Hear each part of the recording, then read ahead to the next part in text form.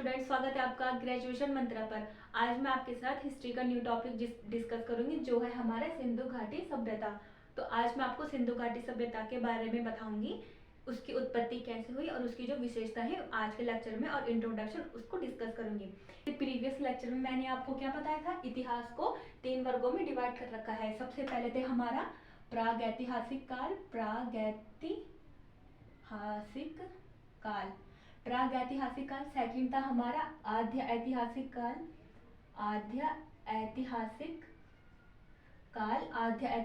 और थर्ड था हमारा ऐतिहासिक काल। थर्ड कौन सा था हमारा?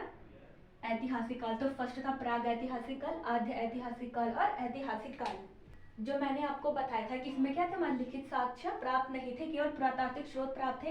इसमें हमें लिखित स्रोत प्राप्त थे बट वो क्या है, पढ़े नहीं जा सके। पुरातात्विक स्रोत थे हमारे इसमें भी, और उसमें क्या थे, लिखित स्रोत भी थे, पढ़े जा सके, और पुरातात्विक स्रोत भी हमारे ऐतिहासिक काल में थे।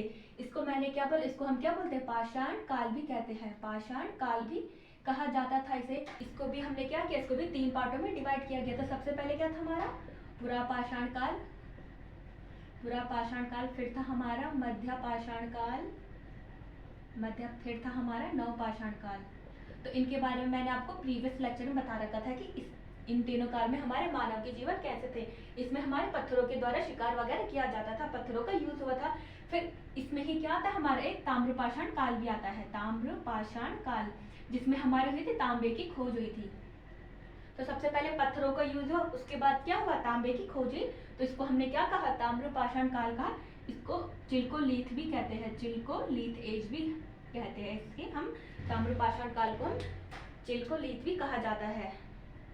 तो ये मैंने आपको प्रीवियस लेक्चर में डिस्कस किया था, तो आप प्रीवियस लेक्चर में जाके देख सकते हैं। आज हम पढ़ेंगे सिंधु घाटी सभ्यता। तो जो हमारी सिंधु घाटी सभ्यता है वो किस काल का हिस्सा है, हमारी आद्य ऐतिहासिक काल का हिस्सा है। इस आद्य ऐतिहासिक काल किस काल को कहते हैं, जिसमें हमारे क्या थे, लिखित स्रोत प्राप्त थे, पर क्या हुआ, इन्हें पढ़ा नहीं जा सका, और हमारे पुरातात्विक स्रोत भी थे। पुरातात्विक स्रोत भी हमारे आद्य ऐतिहासिक काल में थे। और इसमें हम आद्य ऐतिहासिक काल में ही हमारी क्या आती है, सिंधु घाटी सभ्यता।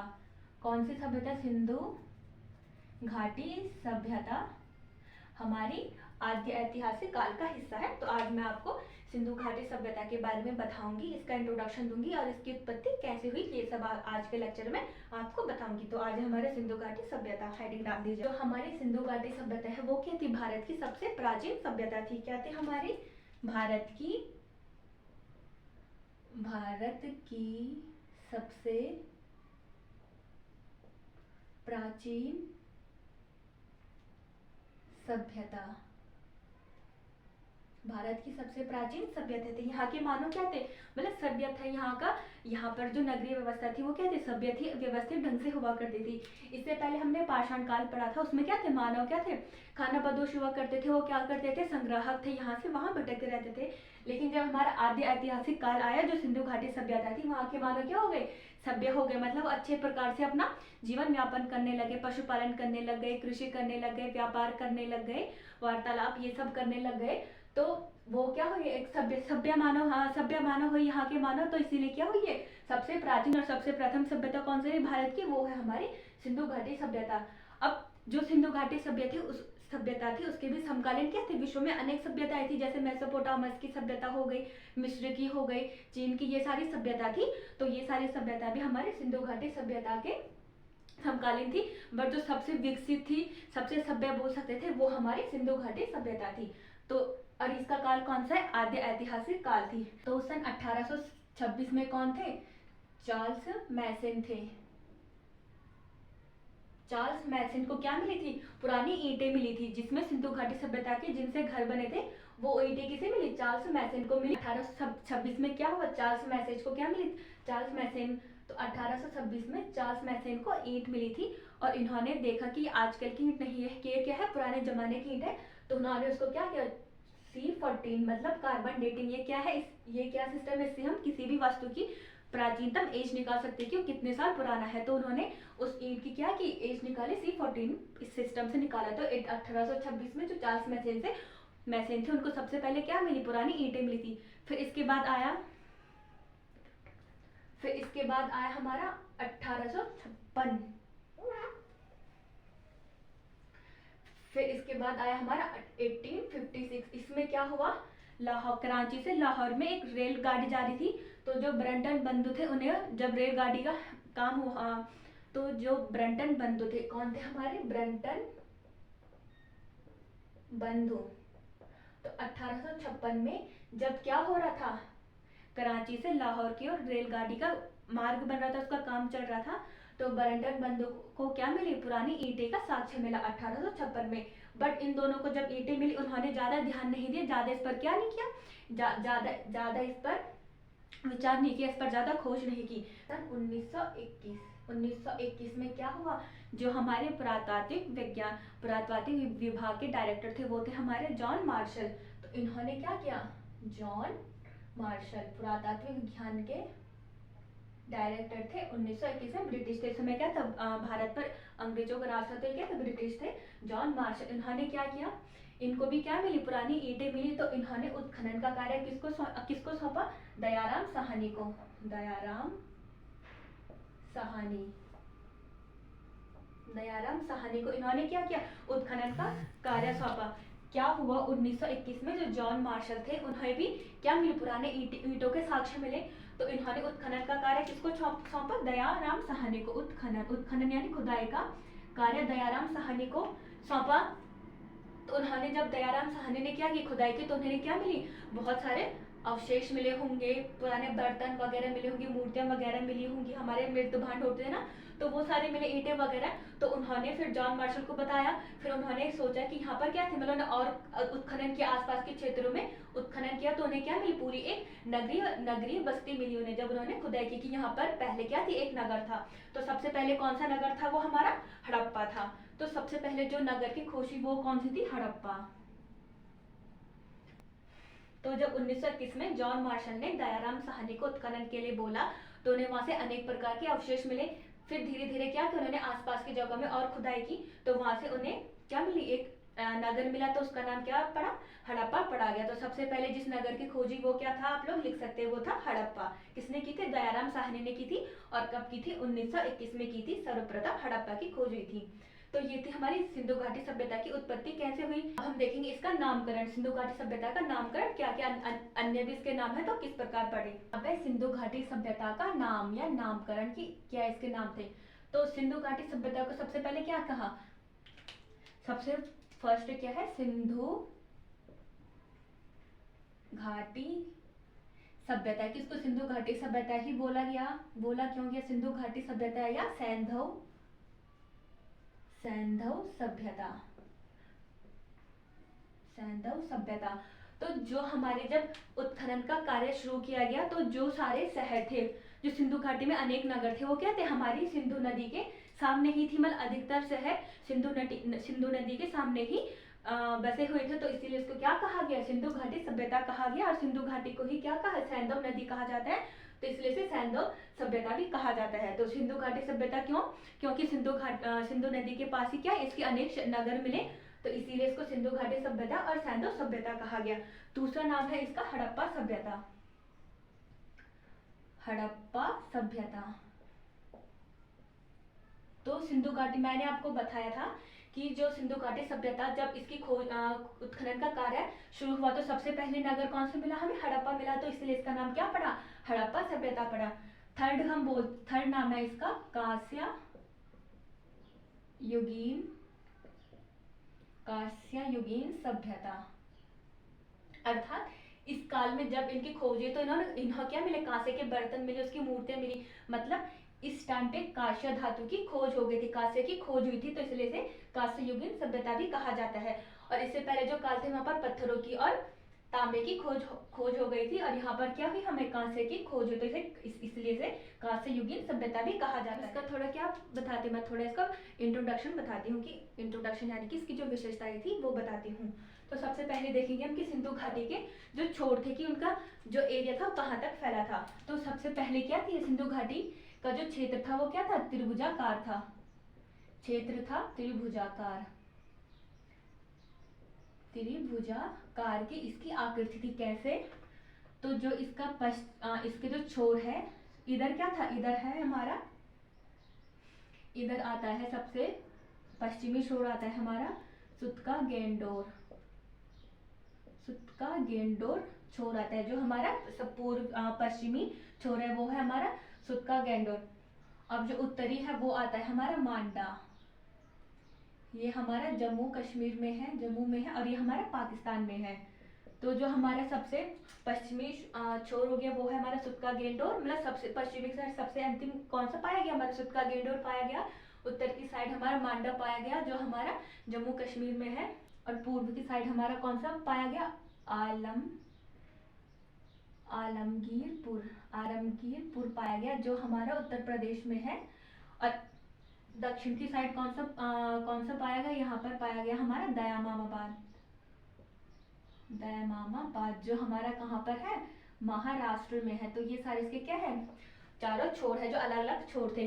तो अब तो ये हमारा क्या है, यहाँ पर मैंने भारत का मानचित्र बना रखा है। तो यहाँ पर क्या था हमारा, यहाँ पर हमारा मांडा था, यहाँ पर पाकिस्तान में हमारा सुत्का गेंडोर था, यहाँ महाराष्ट्र में हमारा दयामामाबाद था, और उत्तर प्रदेश में क्या था, आलमगीरपुर था। ये चार इसके अलग अलग जगहों में लास्ट के छोर थे। तो जब हमने इनको मिलाया, इस प्रकार इनको देखा गया, तो क्या हुई, एक कौन सी आकृति बन रही है, त्रिभुज की आकृति बननी है। उसका क्षेत्र क्या कहा गया कि ये त्रिभुजाकार इसकी आकृति है, और लगभग इसकी जो पूरा क्षेत्रफल है वो है लगभग इसका 13 लाख वर्ग किलोमीटर, 13 लाख किलोमीटर स्क्वायर इसका पूरा क्षेत्रफल है।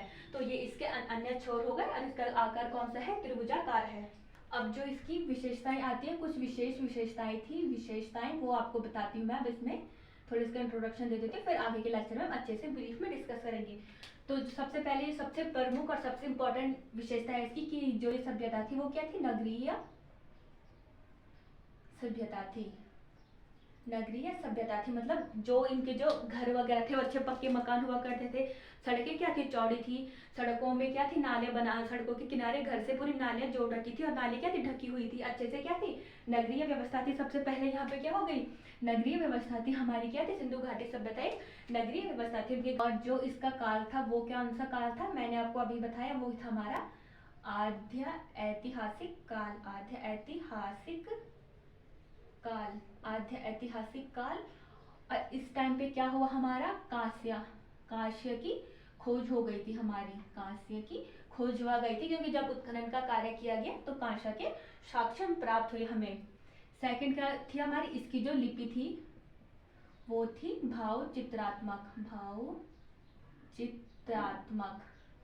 अब मैंने बताया कि इसके जो लिखित स्रोत प्राप्त हुए उन्हें पढ़ा नहीं जा सका, तो जो हमारे भाव चित्रात्मक मतलब भाव के द्वारा समझाई, जैसे हमारी हिंदी के हम बाएं से दाएं को लिखते हैं, इधर से उधर को लिखते हैं, बट जो सिंधु घाटी सभ्यता में जो लेख मिले हैं वो क्या थे, उल्टी लिखी थी, इस प्रकार की लिखी थी, यहाँ से इधर की साइड को लिखा गया था जो इसकी लिपि थी, जिसको पढ़ा नहीं जा सका। इसकी क्या थी लिपि, हमारी भाव चित्रात्मक थी।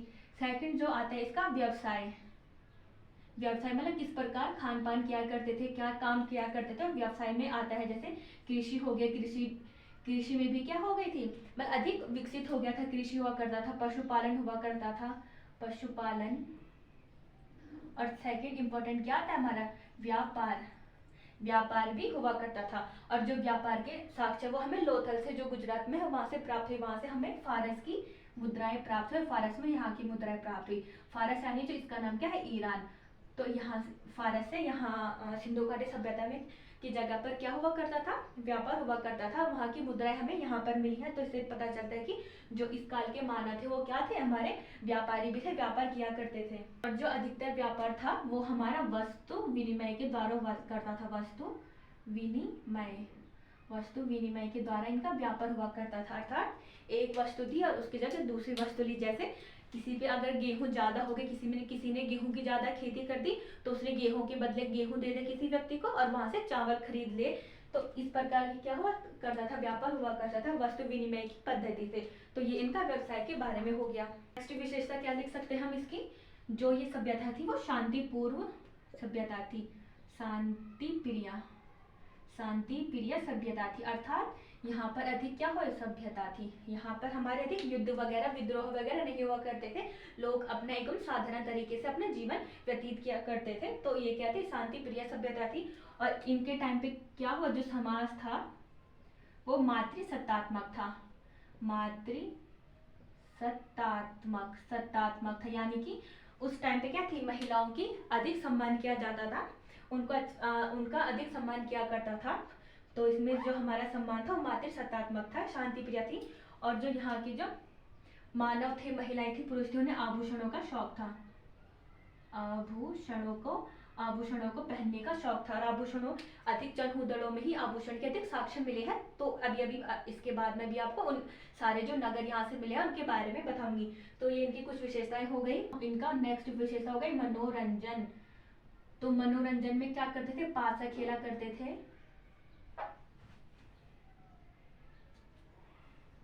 तो मनोरंजन में पासा खेला करते थे, पशुओं की लड़ाई किया करते थे, पशुओं की लड़ाई करवाया करते थे और नृत्य करते थे।